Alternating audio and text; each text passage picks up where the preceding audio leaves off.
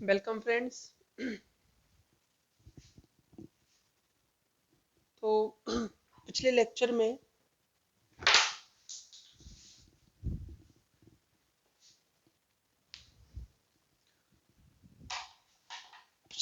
मैंने आपको rain man problem कराई थी और उसके बाद कुछ दो सवाल और कराने थे। तो इस वीडियो में मैं केवल दो सवाल और कराऊंगा रेन मैन प्रॉब्लम के। फिर नेक्स्ट वीडियो में मेरे को जो है क्या स्टार्ट करना है, रिवर मैन प्रॉब्लम स्टार्ट करूंगा। ठीक है, तो क्वेश्चन नंबर 1।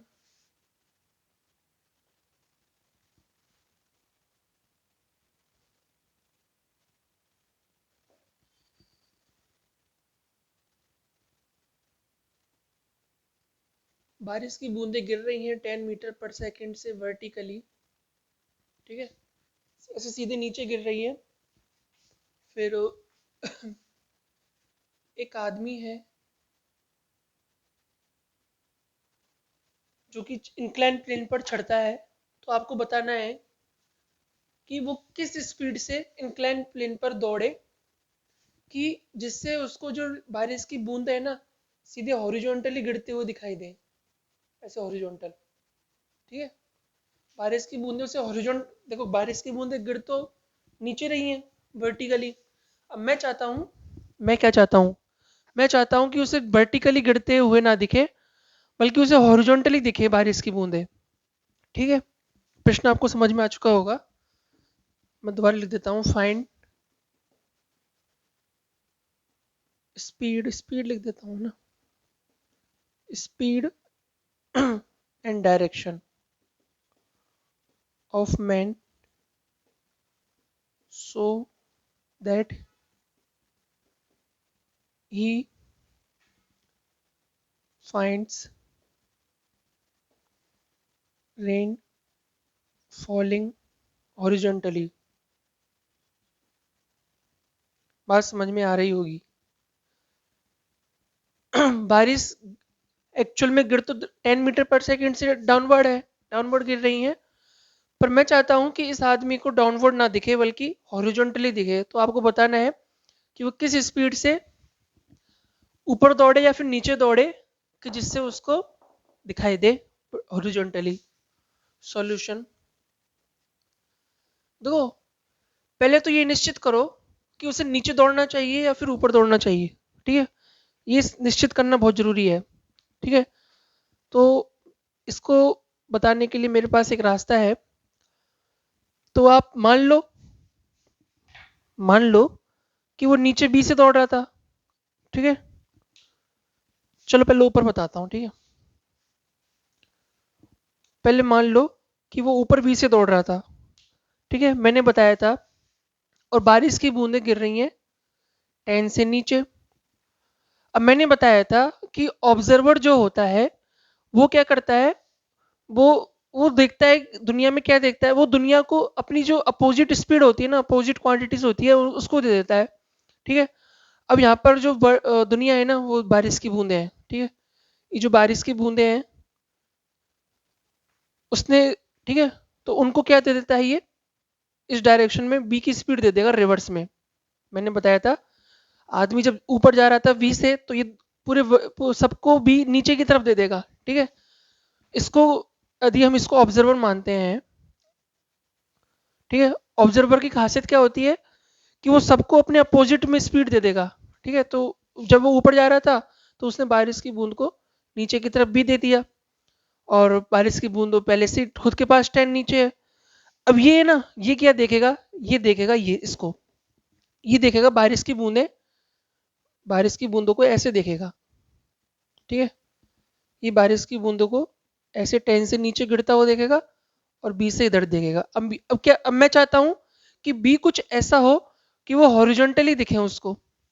हॉरिजॉन्टली या तो ऐसे दिख सकता है या फिर ऐसे दिख सकता है।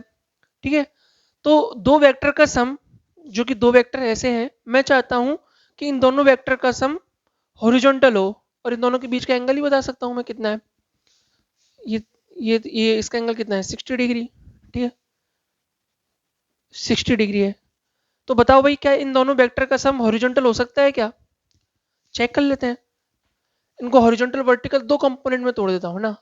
एक tan तो ये है, ये इधर आ जाएगा b cos 60 और इधर आ जाएगा b sin 60। अब है ना, हॉरिजॉन्टल में तो उसके पास एक कंपोनेंट है b sin 60, ठीक है, लेकिन वर्टिकल में एक्स्ट्रा कंपोनेंट ये दोनों आ रहे हैं जो कि दोनों ऐड हो रहे हैं।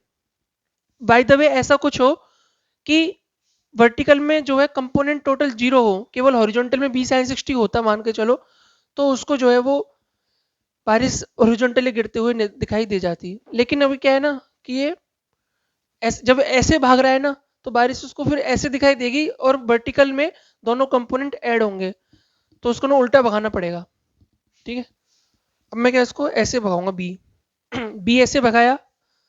अब बारिश की बूंदे जो है वो टेन से नीचे की तरफ गिर रही थी। अब ये क्या देखेगा, बारिश की बूंदों को ऐसे इन दोनों वेक्टर का सम देखेगा, ठीक है। जब नीचे दौड़ेगा तो बारिश की बूंदों को उसने बी ऐसे दिया अपोजिट में, ठीक है, और हिसाब किताब लगाओ भाई, ऐसे दिया ना, तो ये एंगल 30 हो जाएगा, ठीक है। अब मैं चाहता हूँ कि हॉरिजॉन्टल में हो, तो एक कंपोनेंट तो इसका आ जाएगा बी कॉस 30, ठीक है, और इस बी का एक कंपोनेंट आ जाएगा बी साइन 30। अब आदमी क्या देखेगा, आदमी देखेगा, इसको देखेगा। अब मैं चाहता हूं कि वो हॉरिजॉन्टली देखे बारिश की बूंद को, तो वर्टिकल कंपोनेंट जीरो होने चाहिए। इसका मतलब बी साइन 30 शुड बी 10, तो v into half is equal to 10। इसका मतलब v की वैल्यू 20 होनी चाहिए। यदि वो नीचे 20 की स्पीड से भागेगा ना, तो उसको बारिश की बूंदें हॉरिजॉन्टली गिरते हुए नजर आएंगी। और कैसे नजर आएंगी, ऐसे नजर आएंगी। ऐसे क्यों नजर आएंगी, दिख रहा है, क्योंकि अब इसको तो भूल जाओ भाई, इस बी को तो भूल जाओ, इसका कोई काम नहीं है, इसका तो हमने कंपोनेंट ले लिए, ठीक है। अब ये दोनों कंपोनेंट ने एक दूसरे को कैंसिल कर दिया। अब बचा कौन सा कंपोनेंट, ये वाला। इसका मतलब बारिश की बूंदें उसको ऐसे सीधे गिरते हुए दिखाई देंगी, ठीक है। जब वो नीचे जाएगा तो बारिश उसको, ये कितना है बी कॉस 30, बी की वैल्यू कितनी थी 20, 20 इंटू कॉस 30 √3/2 मतलब 10√3। तो 10√3 से ना उसको सामने आंखों में गिरते हुए नजर आएंगी 10√3 से। कमाल की बात है, बारिश तो नीचे गिर रही है डाउनवर्ड और उसको दिख रही है ऐसे सीधी। कैसे पॉसिबल है भाई, पॉसिबल है, पॉसिबल है, ठीक है। तो ये छोटी सी एक कहानी थी। जिन लोगों को ऐसे समझ में नहीं आता, उन लोगों को मैं और दूसरे तरीके से समझाता हूँ, ठीक है। देखो मैं क्या बताना चाहता हूँ, मैं ये बताना चाहता हूँ, चलो एक रास्ता ये बताता हूँ आपको, ठीक है।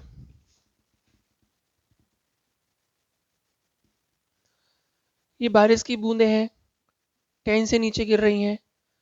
ये एक आदमी है जो बी से नीचे भाग रहा है।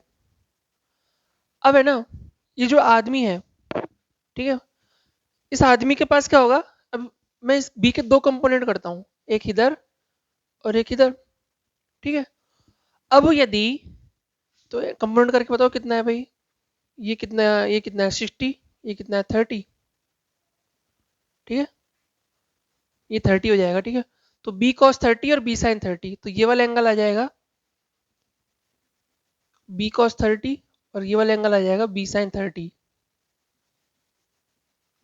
इसका मतलब अब इस बी को भूल जाओ, ठीक है, इसके मैंने कंपोनेंट ले लिया, अब तेरा काम खत्म, अब तू जा। इसका मतलब ये आदमी बी कॉस 30 से तो नीचे जा रहा है, और बी साइन 30 से, सॉरी बी कॉस 30 से हॉरिजॉन्टल में जा रहा है, और बी साइन 30 से नीचे डाउनवर्ड जा रहा है। यदि कोई आदमी हो इंक्लाइन प्लेन पर ऐसे चलता है बी वेलोसिटी से, तो मैं उसको बताऊंगा कि आप बी से ऐसे तो चल रहे हो, लेकिन मेरे से अनुसार आप बी कॉस 30 से तो ऐसे जा रहे हो, और बी साइन 30 से प्लस नीचे उड़ जा रहे हो। इन दोनों को ऐड करूंगा तब तब जाके आप ऐसा जा रहे हो, ठीक है। चलो ये कहानी तो छोटी थी। अब मैं क्या बोल रहा हूँ कि यदि बी साइन 30 10 के बराबर हो जाता है, ठीक है, बी साइन 30 10 के बराबर हो जाता है। 10 की क्या है, रेन की वेलोसिटी, मतलब जितनी रेन बारिश, जितनी स्पीड से बारिश नीचे की ओर गिर रही है, यदि उसी स्पीड से आदमी नीचे भागने लग जाए, तो दोनों एक दूसरे को कैंसिल कर देंगे। तो v की वैल्यू यहाँ से 20 आ गई, जो कि हमने पिछली बार निकाला था। जब एक बार बताओ, एक ये जो कोई बस है, ठीक है, जिन लोगों को समझ में नहीं आता ना ये क्या चल रहा है, ये एक बस है, ठीक है, ठीक है, और आप ऐसे यहाँ पे खड़े हो, ठीक है, आप चाहते हो कि ये बस है ना रुकी रहे, आप चाहते हो कि बस रुकी रहे और आप रुके हुए हो, ठीक है, मैं आप रुके हुए हो, आप रुके हुए हो और आप चाहते हो कि बस रुकी रहे, तो इसका तो एक ही रास्ता है कि बस भी रुकी रहे और आप तुम भी रुके रहो, तो दोनों रुके रहेंगे, ठीक है। अब मैं कहता हूं कि ये बस है ना 5 मीटर पर सेकंड से आगे की तरफ जा रही है, बढ़ रही है, और आप चाहते हो कि ये रुकी रहे, तो मैं क्या करूंगा, मैं भी 5 की स्पीड से आगे भागने लग जाऊंगा, ठीक है, 5 की स्पीड से आगे भागने लग जाऊंगा और ये भी बस 5 की स्पीड से आगे बढ़ रही है, तो मतलब मेरे रेस्पेक्ट में बस रुकी हुई होगी। भाई ऐसे कैसे रुकी होगी, बस तो चल रही है ना, बस तो चल रही है, उसमें कोई बड़ी बात नहीं है, लेकिन आपके रेस्पेक्ट में बस रुकी हुई है। इसका प्रूफ क्या है, इसका प्रूफ ये है कि भाई ऐसा करो, यहाँ पे कोई एक यात्री है ना, ऐसा करो आप इस बस में चढ़ जाओ, ठीक है, रुकी हुई बस में चढ़ना आसान है नहीं है, आसान है, तो ऐसे भागती हुई बस में भी चढ़ना भी आसान है, ठीक है। तो कहने का मतलब ये है कि यदि सेम स्पीड से दोनों भागने लगेंगे ना, तो एक दूसरे के रेस्पेक्ट में रुक जाएंगे। इसका मतलब यदि आदमी 10 की स्पीड से भी नीचे भागने लग जाएगा ना, तो आदमी पाएगा कि बारिश नीचे नहीं गिर रही है, बारिश केवल ऐसे आती हुई दिखाई देगी फिर उसको। बात बड़ी छोटी सी है, ठीक है, कोई बड़ी बात नहीं है। तो ये एक रास्ता था जो मैंने आपको बताया। एक और क्वेश्चन कराऊंगा।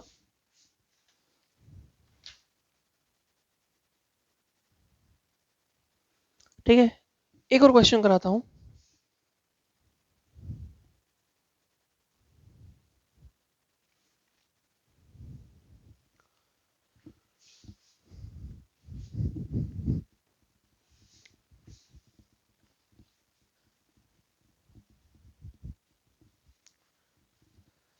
बात समझ में आ रही होगी ना आपको कि नहीं आ रही? आ रही है, मेरे को पता है, ठीक है। अब क्या कर रहा हूं ना मैं,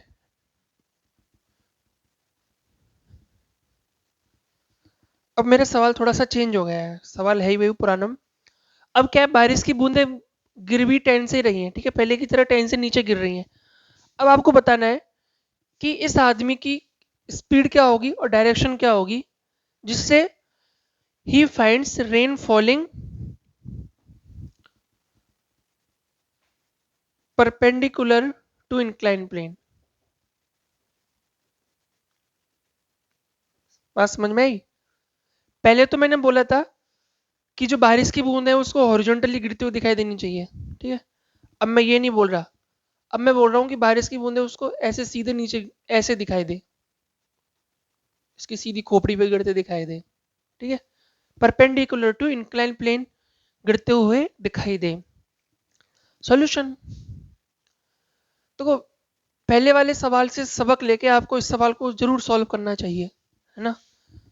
पहले वाले सवाल यदि आपने सॉल्व अच्छे से समझ में आ गया है ना आपको, तो ये वाला सवाल डेफिनेटली सॉल्व होना चाहिए, ठीक है। यदि आपसे ये वाला सवाल नहीं होता ना, तो मैं समझूंगा कि आपको समझ में नहीं आया सॉल्यूशन। तो मेथड नंबर 1, ठीक है, मेथड 1 ये कहता है कि मेथड 1 ये कहता है कि बारिश की बूंदें गिर रही हैं 10 मीटर पर सेकंड से, ठीक है, ये एक आदमी है। अब मैं जो है, मैं चाहता हूं कि सपोज इसकी वेलोसिटी इधर v है, ठीक है। अब मैं चाहता हूं कि बारिश की बूंदें उसको ऐसे नीचे गिरते हुए दिखाई दें, ठीक है। तो पहले वाला रास्ता अपनाता हूं कि आदमी क्या करेगा, आदमी क्या करेगा, बारिश को यदि बी से इधर भागता है, तो बारिश की बूंदों को अपोजिट में खुद की वेलोसिटी दे देगा बी, जो कि लास्ट प्रश्न में मैंने किया था आपके साथ, ठीक है। ये वाला एंगल कितना है, 30 डिग्री। डायग्राम अच्छे से बनाता हूँ। आदमी क्या करेगा, ये 10 है, ये B है,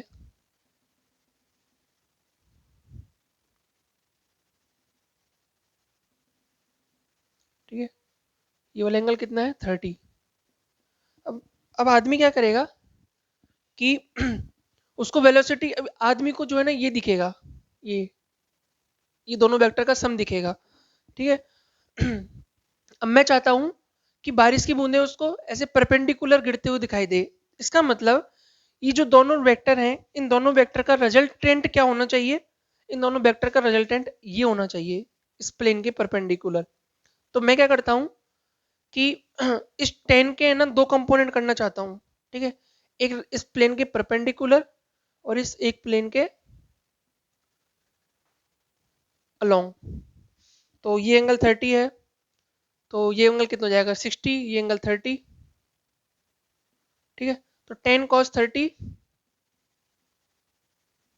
और 10 sin 30, ठीक है। 10 cos 30 और 10 sin 30।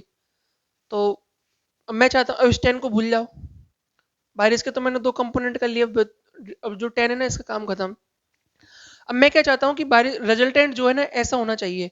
इसका मतलब अलोंग द इंक्लाइन प्लेन जितने भी कंपोनेंट है वो सब एक दूसरे को कैंसिल करने चाहिए। इसका मतलब v is equal to 10 sin 30। इसका मतलब v की वैल्यू आ गई 5 मीटर पर सेकेंड। अच्छा, पिछले सवाल का आंसर था 20। अच्छा, मतलब 20 से नीचे भागेगा ना तो उसको बारिश की बूंदें हॉरिजॉन्टल गिरते हुए दिखाई देंगी, और जब 5 से भागेगा तो बारिश की बूंदें ऐसे ऐसे गिरते हुए दिखाई देंगी। बड़ा अजीब सा किस्सा है, मतलब है ना, कुछ भी हो रहा है, ठीक है। मेथड इसका दूसरा रास्ता और बताना चाहता हूँ।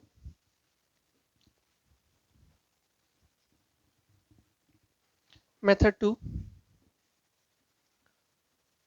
मेथड टू ये बोलता है कि आप ऐसा करो,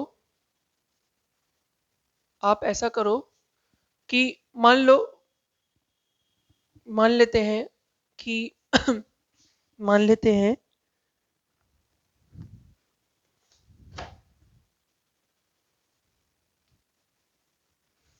कोऑर्डिनेट सिस्टम से मान के करते हैं, ठीक है। मान लेते हैं कि क्या मान लेते हैं, ये एंगल 30 दिया हुआ है, ठीक है। मान लेते हैं कि आदमी जो है ना, अच्छा इसको ऐसे समझो, ये मेथड टू क्या है, मैथमेटिकली फॉर्म में लिखेंगे। ये तो हमने क्या किया डायग्राम से, डायग्राम से। अब मैं क्या करना है, इस इक्वेशन से सॉल्व करना चाहता हूँ, ठीक है। मेरे पेपर में ना डायग्राम वायग्राम नहीं बनेगा, मैं जो है इक्वेशन से सॉल्व करना चाहता हूँ। तो मैं क्या बताऊंगा उसको कि आप मान लो कि आप बी से ना इधर भाग रहे हो, ठीक है, और इधर एक्स डायरेक्शन मान लो और इधर वाई डायरेक्शन मान लो, ठीक है। देखो एक्स वाई कहीं भी मान सकते हैं, एक्स इधर भी मान लो और इधर मान लो। अब क्या है ना कि सारे कुछ है ना, रिजल्ट हमको क्या चाहिए, परपेंडिकुलर टू इंक्लाइन प्लेन चाहिए, और आदमी हॉरिजॉन्टली भाग रहा है, तो सब कुछ जो है ना इस एक्स बाई के ज्यादा फेवर में है। मतलब इस वाले जो कोऑर्डिनेट सिस्टम है ना, एक्स इधर और वाई इधर, तो सारे जो रिजल्ट है ना और जो सारे जो क्वेश्चन की डिमांड है वो ज्यादातर इसी प्लेन के अकॉर्डिंग है। हालांकि इस एक्स और वाई ऐसे लेके भी मैं सॉल्व कर सकता हूँ, चलो इससे भी सॉल्व करके बताऊंगा आपको, ठीक है। एक्स और वाई ऐसे लेके भी सॉल्व कर सकता हूँ, मेरे एक्स वाई ऐसे भी कर लो, एक्स वाई आप ऐसे ले लो, ऐसे ले लो, कहीं भी ले लो, ठीक है। तो मैं पहले ऐसे सॉल्व करके बताता हूँ, ठीक है। तो अब बात बड़ी छोटी सी है, वेलोसिटी ऑफ मैन जो है वो हो जाएगी बी आई कैप, ठीक है, बी आई कैप। और वेलोसिटी ऑफ रेन जो है, अब रेन के दो कंपोनेंट करने पड़ेंगे भाई, ये 10 है, तो एक तो अलोंग द इंक्लाइन प्लेन और परपेंडिकुलर टू इंक्लाइन प्लेन। तो परपेंडिकुलर ये है, ये वाला एंगल कितना है 30। इसका मतलब अलोंग द इंक्लाइन प्लेन तो हो जाएगा 10 sin 30 आई कैप प्लस, और हो जाएगा 10 cos 30 जे कैप। इसको और अच्छे से लिख लो, बी आर जो है वो 5 I cap plus 5√3 J cap है, ठीक है। अब मैं चाहता हूँ बी आर एम, रेन की वेलोसिटी मैन के रेस्पेक्ट में, तो इसमें से इसको घटा देता हूँ, 5 minus B I cap plus 5√3 J cap. अब ये क्या है कि बी आर एम होता है कि आदमी रेन को क्या देखता है, कैसे देखता है, तो आदमी रेन को देखता है कि वो ऐसे परपेंडिकुलर गिर रही है, ठीक है। इसका मतलब रेंज जो है वो ऐसे गिर रही है। इसका मतलब बी आर एम का जो हॉरिजॉन्टल कंपोनेंट है वो जीरो होना चाहिए, आई वाला। तो इसका मतलब ये वाला पॉइंट जीरो होना चाहिए। इसका मतलब बी की वैल्यू 5 मीटर पर सेकेंड होनी चाहिए। तब यदि ऐसा होगा तो क्या होगा, तो क्या होगा, पर ऐसे परपेंडिकुलर दिखेगा, ठीक है। और एक और बात, एक और तरीके से बताता हूँ। तरीका ये है कि मैंने लास्ट क्लास में बताया था कि बारिश की बूंदें, ठीक है, बारिश की बूंदें, बारिश की जो बूंदें हैं वो गिर रही हैं 5 से इधर और 5√3 से इधर, इसको भूल जाओ, ठीक है। मैंने 10 के कंपोनेंट कर लिए और मैंने बताया कि बारिश की बूंदें, ये जो बेसिकली जो 10 है ना वो ऐसे है कि वो 5 से इधर की तरफ गिर रहा है और 5 से इसके परपेंडिकुलर गिर रहा है 5√3 से, ठीक है। आइए हटा देता हूँ। अब आदमी जो है वो दौड़ेगा, या तो ऐसे दौड़ेगा या फिर ऐसे दौड़ेगा। अब दौड़ना उसको ऐसे है कि बारिश उसको सीधे परपेंडिकुलर दिखने चाहिए।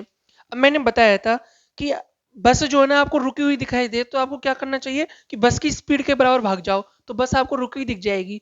इसका मतलब आदमी भी है ना, यदि इस स्पीड के बराबर भाग जाएगा ना, 5 के बराबर, तो उसको ये वाला कंपोनेंट तो दिखेगा ही नहीं बारिश का। यदि आदमी बारिश का केवल ये वाला कंपोनेंट देखना चाहता है, इस वाले कंपोनेंट को देखना नहीं चाहता, तो वो इस वाले कंपोनेंट की डायरेक्ट, इस वाले कंपोनेंट की स्पीड से भाग जाएगा ना, तो ये वाला कंपोनेंट उसको नहीं दिखेगा, केवल ये वाला कंपोनेंट उसको दिखेगा। मतलब उसको बारिश परपेंडिकुलरी गिरते हुए दिखाई देगी। इसका मतलब वो 5 से सीधे नीचे भाग जा, ठीक है, ऊपर मत भागना। ऊपर भागेगा, बस ऐसे भाग रही है, मैं ऐसे थोड़ी भाग जाऊंगा उसको, उसको रोकने के लिए भागूंगा तो बस की डायरेक्शन में ही ना। इसका मतलब वो 5 की डायरेक्शन में नीचे की तरफ भाग जा, तो उसको ये वाला कंपोनेंट बारिश का नहीं दिखेगा, केवल ये वाला कंपोनेंट दिखेगा।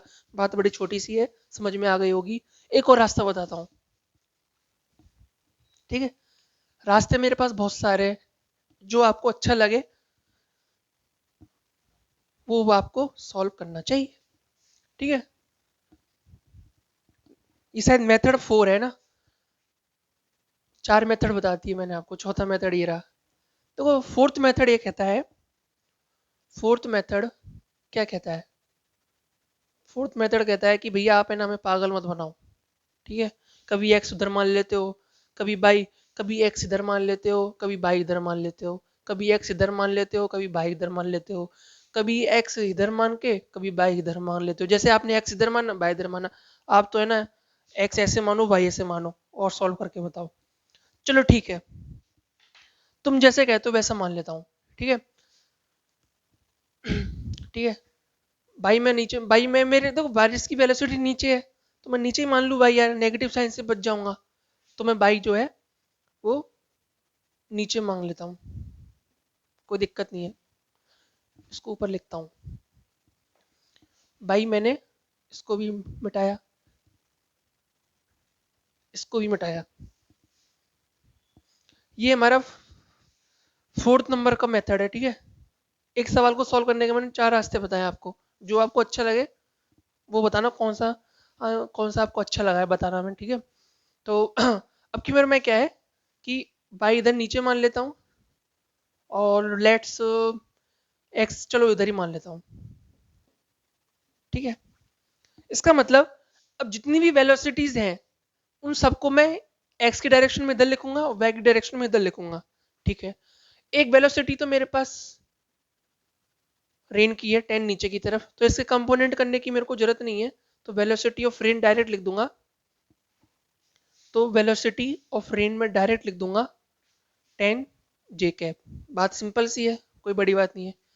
अब मैं क्या चाहता हूँ, वेलोसिटी ऑफ मैन, ठीक है। मैन की वेलोसिटी तो या तो इधर होगी या फिर मैन की वेलोसिटी इधर होगी। आप जहां चाहते हो मैं वहां मान लूंगा, ठीक है। लेकिन क्या है, जैसे आपने सपोज बी पहले पहले नीचे माना था, नीचे मानने से मेरा आंसर पॉजिटिव आ गया था। यदि मैं ऊपर मानता ना, यदि मैं वेलोसिटी ऊपर मानता तो कुछ फर्क नहीं पड़ता, आंसर मेरा -5 आ जाता, ठीक है। तो मैं बी नीचे की तरफ ही मान रहा हूँ, ठीक है। तो बी एम क्या आ जाएगा, इस बी के दो कंपोनेंट करो भाई, ठीक है। आदमी की जो वेलोसिटी है बी, इसके दो कंपोनेंट करो। एक तो एक्स डायरेक्शन में करो और एक वाई डायरेक्शन में करो। ये वाला एंगल 30 है, तो बी का एक कंपोनेंट तो आ जाएगा बी कॉस 30 आई कैप, ठीक है, और एक कंपोनेंट आ जाएगा बी साइन 30 जे कैप। इसको और अच्छा से लिख लो, √3 b/2 I cap plus b/2 J cap. अब आदमी क्या देखेगा? आदमी देखेगा बी आर एम, रेन की वेलोसिटी आदमी देखेगा अपने रेस्पेक्ट में, तो वो क्या होगा B R minus B M. तो बी आर की वैल्यू कितनी है 10 J cap minus √3 b/2 I cap minus b/2 J cap. I को आई में से, जे को जे में से, इसका मतलब माइनस का √3 b/2 I cap minus plus 10 minus b/2 J cap. ठीक है, सही किया है ना? B R minus B M, B R 10 J cap है, √3/2, ठीक है, सब सही किया है। 10 जे कैप माइनस सही किया है, कोई घबराने वाली बात नहीं है ना? अब ये क्या है, आदमी ने क्या देखा? आदमी ने ये देखा ये। अच्छा, तो आदमी ने क्या देखा? आदमी ने देखा कि मेरे रेस्पेक्ट में रेन की जो वेलोसिटी है उसका एक कंपोनेंट तो आपने जो डायरेक्शन आई मानी है उसके अपोजिट में एक कंपोनेंट आ रहा है माइनस का √3, सॉरी अब प्लस ले लूँ ना, डायरेक्शन मैंने अपोजिट कर दिया, प्लस लिख दो, √3 b/2, ठीक है, और एक कंपोनेंट आ रहा है 10 माइनस b/2, ठीक है। अब आप चाहते हो कि इन दोनों रिजल्टेंट का जो वेक्टर है उनका रिजल्टेंट जो है इस प्लेन के परपेंडिकुलर होना चाहिए।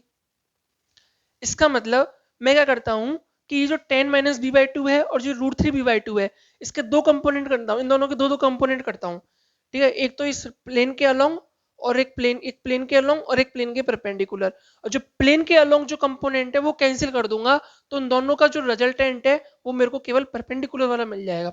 अच्छा, ये वाला एंगल कितना है?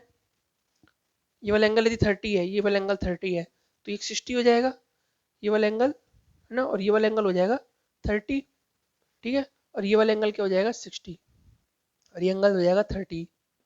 सम करके देखो, 180 आ रहा है, क्या आ रहा है? ठीक है, अब इतने एंगल की जरूरत नहीं है, मैं केवल ये दो एंगल रख लेता हूँ, ठीक ठीक है। अब इस 10 माइनस b/2 का कंपोनेंट करो, ठीक है, 10 माइनस b/2 का एक कंपोनेंट इधर आएगा 10 माइनस b/2 cos 60 होता है हाफ, हाफ, ठीक है, और 10 माइनस b/2 का एक कंपोनेंट इधर करो, एक कंपोनेंट आएगा 10 माइनस b/2 इंटू साइन 60 √3/2, ठीक है, इसको मिटा देता हूँ, 10 माइनस b/2 काम खत्म। अब इस √3 b/2 का करो, तो √3 b/2 का एक कंपोनेंट तो प्लेन के अलोंग आ जाएगा √3 b/2 साइन 60, साइन 60 कितना होता है √3/2, ठीक है, और √3 b/2 का एक कंपोनेंट प्लेन के परपेंडिकुलर करना है, तो प्लेन के परपेंडिकुलर दूसरा कंपोनेंट क्या आएगा प्लस √3 b/2 cos 60, cos 60 को हाफ लिख देता हूँ डायरेक्ट, इंटू हाफ, तो ये ठीक है। अब इसको भूल जाओ, ठीक है, इसका मतलब जितने भी दो दो दो वेलोसिटीज थी उनको मैंने प्लेन के परपेंडिकुलर, प्लेन के अलोंग दोनों दोनों हिस्सों में तोड़ लिया। अब मैं क्या चाहता हूं कि जो आदमी जो ना क्या देखे, आदमी केवल इसको देखे, इन दोनों को नहीं देखे, इसका मतलब दोनों अपोजिट में है तो दोनों एक दूसरे को कैंसिल करने चाहिए। इसका मतलब 10 minus b/2 into half should be equal to √3 3, 3b/2 into 2, एक 2 से एक 2 उड़ा दिया, तो 10 minus b/2 is equal to 3b/2, तो 10 is equal to 3b/2 plus b/2 2b, तो b की वैल्यू आ गई 5। रास्ते बहुत सारे हैं भाई, ठीक है, कोई सा भी रास्ता अपना लो, बशर्ते आप रूल को फॉलो करेंगे तो आंसर पक्का आएगा, ठीक है। जैसे यहाँ पे मैंने आपको चार रास्ते बताए भाई, इस सवाल को सॉल्व करने के मैंने आपको चार रास्ते बताए हैं, चारों रास्तों में खासियत क्या है कि आप रूल जो होते हैं ना उनको सही से अपनाओगे तो आपका आंसर जरूर आ जाएगा। ठीक है, तो अब नेक्स्ट वीडियो में मैं क्या कराऊंगा, रिवर के सवाल कराऊंगा, रिवर की थ्योरी पढ़ाऊंगा, फिर उसके सवाल कराऊंगा। फिर उससे नेक्स्ट वीडियो में मैं आपको जो है विंड प्रॉब्लम कराऊंगा। अभी तो चैप्टर काफ़ी बाकी है ना। तो ये दो जो क्वेश्चन है ना जो भी मैंने इस वीडियो में कराए, वो यदि आपने अच्छे से समझ लिए होंगे ना, वो यदि आपने अच्छे से समझ लिए होंगे तो पक्का रेन मेन प्रॉब्लम के सारे सवाल आप करने वाले हो। ठीक है, बाय, सी यू, टाटा, मिलते हैं नेक्स्ट वीडियो में।